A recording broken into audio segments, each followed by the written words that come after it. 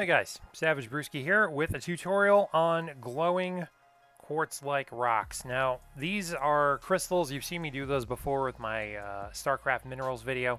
This is a little bit different. I've learned some new tricks. I learned a new way to mix the resin to get a more quartzy effect, and I wanted to show you how I actually pull that off. This is pretty simple aside from the fact that it's resin, and doing it this way you also get a degree of glow. You don't have to do this. This is just something I do, but I actually would use glow pigments and get a really nice effect. So let's break down where I got the idea and how you guys can make this happen. So the first time I really saw what I wanted out of these crystals was in Sword Art Online, and this is the best picture I can get. I do apologize. In Alfheim Online, Kirito is running through, I think it's called Legru, and he's trying to get to the World Tree to save Asuna. And they're in this cave that has all these really bright luminescent crystals. They basically look like varieties of quartz, but they're very bright colors: blue, green, yellow, red, purple, just very, very bright. They almost look like white tinted color. And I really like the look of that, and I wanted to recreate that. So that's what I worked toward and experimented with here. And that's basically what I'm giving you in tutorial form.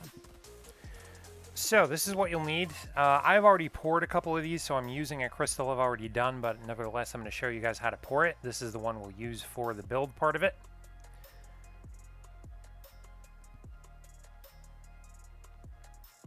Okay, so obviously we are going to need some resin. Now I'm using this Liquid Diamonds casting resin. I got this from the epoxy store. The epoxy resin store. Great little outfit up in Lake Elsinore, California. I'm also using this satin white pigment powder. This part is where you get some options, okay? You can use really bright colored pigment powder, or you can use glow in the dark stuff on the right here. I'm opting for this Let's Resin glow powder. I do recommend this because you can usually buy a set like this one, and it has all the different colors in it, all the different shades you can see. Some glow pigments just look white under normal light, and I wanted to avoid that. You're going to need some crystal molds, and you can find these on Amazon, Wish, a lot of different places. You'll need at least one measuring cup, and you'll need a second cup of some kind. Doesn't have to be measuring at that point. You'll need some stir sticks. These are silicone stirrers.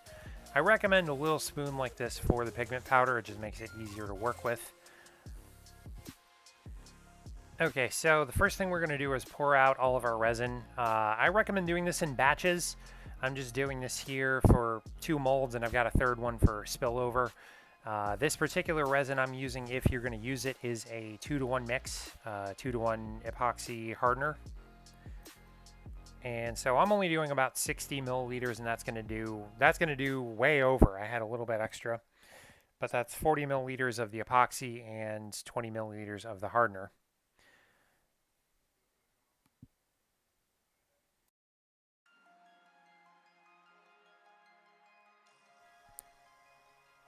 Now, part of the key with this is obviously stirring it, and you really just want to be gentle and fold it over. You don't want to create a lot of bubbles here. So take your time, go slowly, let this silver over. Okay, so once you've got that thoroughly mixed up, let it sit a minute, get some bubbles out. Pour a little bit of this into your second cup. Now, to give you a little idea of what I'm doing beforehand, the majority of this stuff is going to be the white quartzy color. The little bit in that little punch cup I'm using is what we're going to color, okay? So we're going to go ahead and get our glow pigment, and we're going to put this in, and you're going to be pretty generous with this. You don't want it to the point where you can't see through the color, you can't see through the resin, but you want it to be strongly colored with whatever you want, and you still want it to be bright. So in this case, we're using green. We're just going to mix that in really, really well. Make sure you don't have any clumps left over. Again, stir kind of slowly, kind of neatly. You don't want to make a bunch of bubbles and give yourself a hassle later on. Bubbles in this, especially in this is going to be what goes in the mold first. This part, if you don't have bubbles in it, will look a lot better as you go on. So you can see I'm just really taking my time folding it in. It looks too translucent, okay? So we're going to add more powder and stir that in, and you'll know when you get it. Now we've got more green in, and this is a horrible pass-by, but if you're using fluorescent or glow stuff, you can grab a UV flashlight And you can actually charge this up just a little bit, and this will show you A, if any of your stuff is clumping, and B, how it's going to look under a black light if you choose to use that. Sometimes I will actually have a black light on while I'm playing just to add to the effect. You can see again, I'm adding more powder here. It's just not quite green enough. It's still a little translucent, a little too clear. You'll see why I want it so green when we actually mix the two together. But for now, just, again, keep adding this. You want a really strong color, not just glow. You just want strong color. Okay, so this is about where we want it. And as you can see, it's still got some see-through, but it's a very strong color, and it's got a good amount of glow as well. So now we're going to switch over, and we're going to do the quartzy white portion. I'm just eyeballing this, but you're going to want to get your powder. And I do recommend some kind of a satin, some kind of a glitter. This has just effects that do really well with quartz. So you get a little bit of a scoop in here and pour this into your main batch of resin. I've noticed this particular powder gives a very pearlescent white kind of look, and no matter how well you fold it in and how well you stir it, it has some swirls. It has some tie-dye waviness to it. It takes a lot of mixing, honestly. You'll see it doesn't quite want to go in the resin at first. You really have to get rough with it almost. And again, you don't want to stir this resin too roughly or too quickly because it just bubbles up, but really am taking pains to get this mixed in.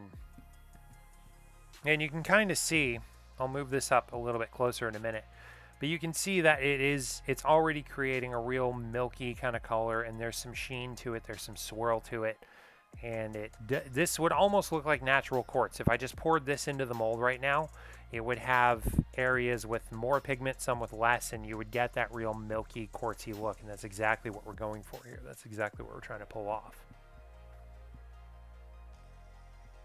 So you want this, again, probably this will be the more heavily tinted of the two. This will be darker, this will be less see-through, and that's totally fine.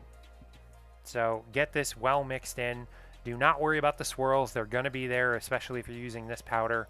That's part of the plan. You want that. It's going to add to the effect.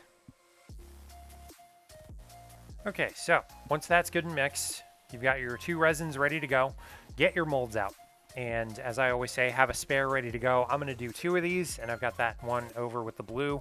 That was a leftover from another pour, and we're going to finish that up here with what we have extra. So start with your color, okay? And give this another stir, especially if it's been sitting a minute, because the pigment powder, I do find, will settle. And you can't do too much about that. It's going to happen no matter what you do. But give it a stir all the same. And we're going to pour just a bit of this in. What we want to do with this is cover the bottom. Basically, the bottom of the mold, top of the crystals, is going to be more of the color than it is the white. Okay? So I'm going to pour a little bit into each mold here. And depending on how big a batch you're making, I recommend doing this in batches, especially if this is for a terrain set. But depending on what you're doing, you just want to make sure this is fairly even. You're making it fairly consistent. But just cover the very bottoms. And now we're going to take these molds. These are silicone molds, so they have a little bit of squish and a little bit of give. And we just want to roll that colored resin around so it really gets into all the nooks and crannies at the top of the crystal, bottom of the mold. Just make sure that it's pretty well spread out. It's pretty well covered. There's a little bit of it on the sides. It's obviously not going to harden very rapidly. I suppose you could try this with UV resin and harden that up as you go, but I've not mixed it yet, and I don't really feel the need to. This actually will have a little bit of a blending effect later. So just roll that around the mold, get the whole thing covered. Okay.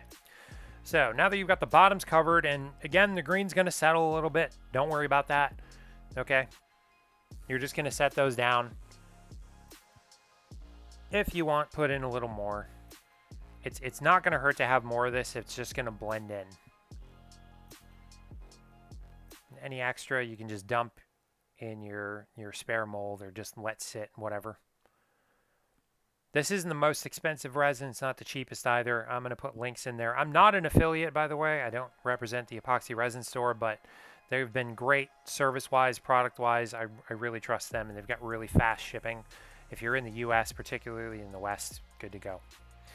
Anyway, enough fanboying. So I'm pouring in the white resin at this point, and you can see a little bit that the swirl effect I talked about, that's very much there. And it's mixing a little bit with the green. So let's look at what you got now. You can even see through the mold. You've got green towards the top of the crystals. You've got white in the bottom, in the middle. You can just poke any bubbles or see anything you have immediately going on here. And as I poured this, it mixed and sloshed around a little bit, so the white traded places with some of the green. It's a really neat effect when this comes out. And any leftovers, like I said, just pour in your backup mold. That's going to be a nice little green-blue blend, and that's going to get the white on top of it as well. Okay, so going back to our other crystal, and again, that is how I made that one. Maybe not as strong in the pigment, but just about the same way. So what we want to do now is attach this to a base. Now, you don't have to put this on a base. You could leave this as a piece of scatter that just sticks on your table. We're going to do a little extra here. Now, I'm just using some spare EVA foam. You could use foam board. You could use cardboard. I've done both before. I find if you paint those, there's a little bit of warping involved, but it's really not the end of the world. Here, I'm just being very quick, and this is meant to give you the basic gist of how to do this. What we want to do is basically give this a base so that we can actually paint some glow effect onto the base and make it look more like the crystal is radiating some light. EVA is kind of nice. This is probably a little bit thicker than I'd really want to use, but it's nice because you can give it a good taper. You can round it off pretty well, and it sticks to detail. It's not going to warp. It's not going to bend too much. It's actually pretty indestructible, so it's not the worst choice to use, honestly. Just don't use the super thin stuff because that will dry, that will bend. This is probably a good 1/4 inch thick. And I'm not going to bore you guys showing you hot glue, but I just stuck this on with some hot glue. You don't want to use super glue on this because it will obviously melt foam, but I just hot glued it together. Very, very simple. It holds fairly well. Get yourself a brush, preferably one that's flat, rounded edge, flat edge, doesn't really matter, but a flat brush. And grab some paint that matches the color. You want this to be bright, doesn't have to be fluorescent, but I had some huge minis fluorescent green here, and that's going to work pretty darn perfectly. Now again, you don't have to do this, but I'm actually charging this up just a little bit. And even in light, you can see with that UV flashlight how much this is glowing. It's bright. You can even see it shining off my hand. So that's a good idea if you want to see where it should be bright, where it should be dark. And you don't need a lot of paint for this. You can see I'm just a little dab on that spare EVA foam. And all I'm going to do here is get some of that on my brush. And I'm going to keep that pretty flat.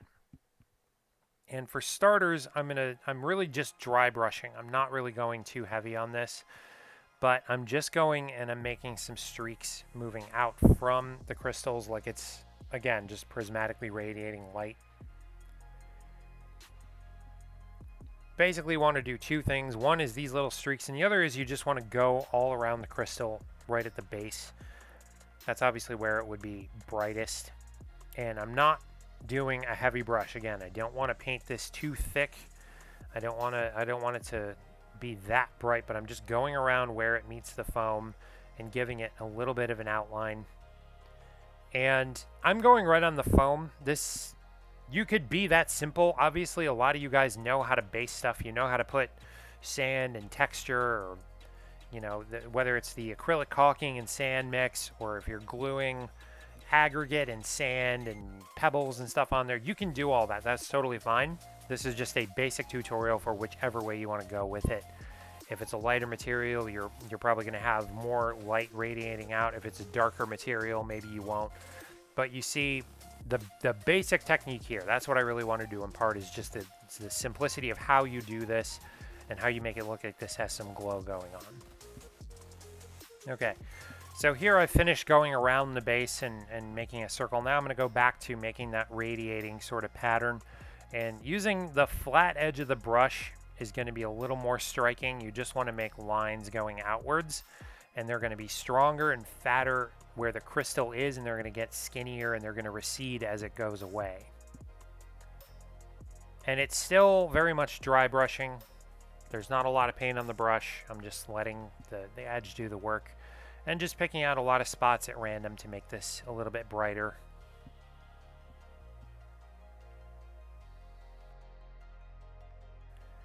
I recommend at some point look at this from the top down. Just take the angle and you can dry brush with the wide edge flat out and give this a little more of a diffused light look. And there you have it. That's really all you have to do, and you'll get a simple glow effect. You'll get a simple light look, and you're done. If you want, charge it up. Obviously, you can see here using the fluorescent paint, that will glow under a black light too. So if you have one of those going during your game, you're obviously going to have a little bit more of a glow effect. It's a little something that some DMs and some players will just go to. I kind of like that thing.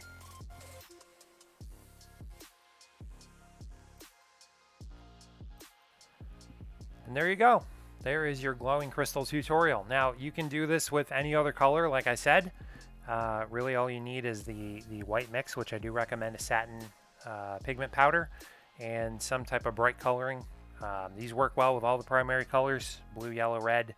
Obviously, I'm doing green. I've done purple. I haven't tried too many in between, but everything I've done has kind of come out gorgeous. If you're on my Instagram, you know I'm a crystal fanatic over there. But I hope this has been a good tutorial, and I hope you guys can add some color to your games with it. If you've found this useful, by all means, give it a like. If you want to send me pictures of stuff you've actually made similar to this, or you've actually followed this tutorial, I'd love to see your work. And if you want to see more, please subscribe and hit the bell button so you get notifications. It does mean a lot. I just hit 1,000 followers on Instagram. I'm rocking about 317 here on YouTube, and I do want to keep going. I'm very happy to do these for y'all, so let me know you liked it, and I'll see you on the next video. Take care.